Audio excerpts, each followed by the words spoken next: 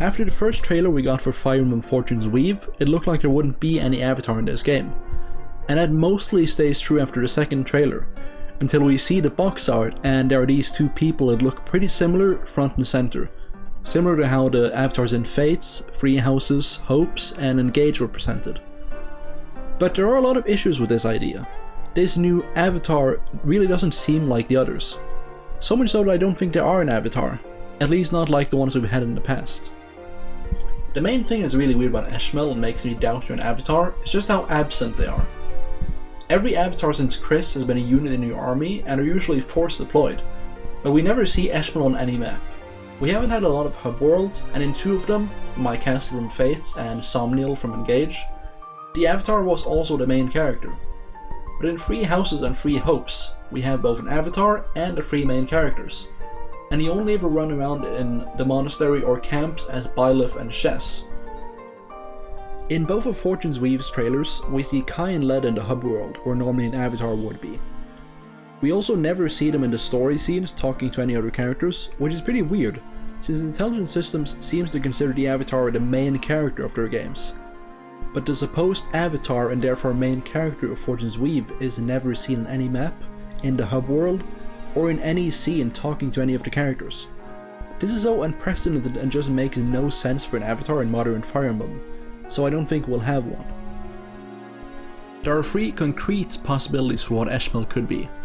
The first one is that they're a normal avatar, but then you have to explain away the issues with that somehow. Did Intelligent Systems go out of their way to hide what they consider a main character for 2 whole trailers? Does the avatar not appear in the hub world? Does the avatar not show up at the start of the game, so you only play as your chosen lord for the first 2 chapters?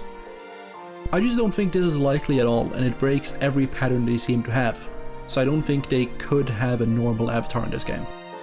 The second possibility is that they're not an avatar at all. These 2 people we see in the center of the box art are just 2 real characters who are important to the plot. Important in the way that Rhea is in Free Houses, or maybe something like Milla and Duma from Echoes. Design-wise, they remind me a lot of Epimenides from Free Hopes, so there might be some connection to the Agarthans. It could also be some kind of god, to be ruled by the gods, so we should expect to see some of these gods in the game.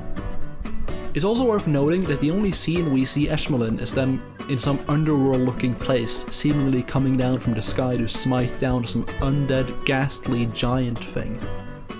Combine this with what I'd call a clear angel motif in their design, and I'd say this character feels and looks like some sort of god or deity. I think it's extremely possible and not too unlikely that these 2 are actual independent characters in the story, and not any kind of avatar.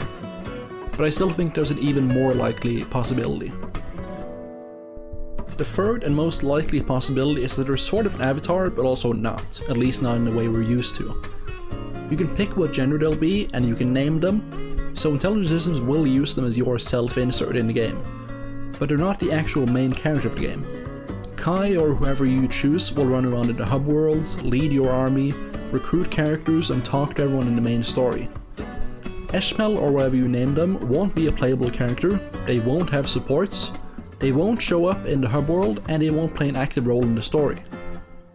In the trailer scene I mentioned, we hear Sophis talking. She calls them the Promised One and says they'll guide the living to salvation. I think Eshmel's role in this game is to push Kai, Leda, Dietrich, or Theodora down a certain path, probably to defeat the big bad of the game, instead of just fighting in the arena all game. Maybe this is by occasionally appearing to talk to them physically, or just in their head. Maybe they have some telepathy powers, or maybe they're like Sophis and Arvel and just exist in the head of our main character. Either way, I think their role is to act as a self-insert and guide the main characters from the sidelines. I don't see them being a main character themselves or a playable unit. Those of you who have played Fire Emblem 7 have probably noticed that it sounds a lot like Mark. And yeah, I think Eshmel is most likely to be our new Mark, but in some weird guardian angel form.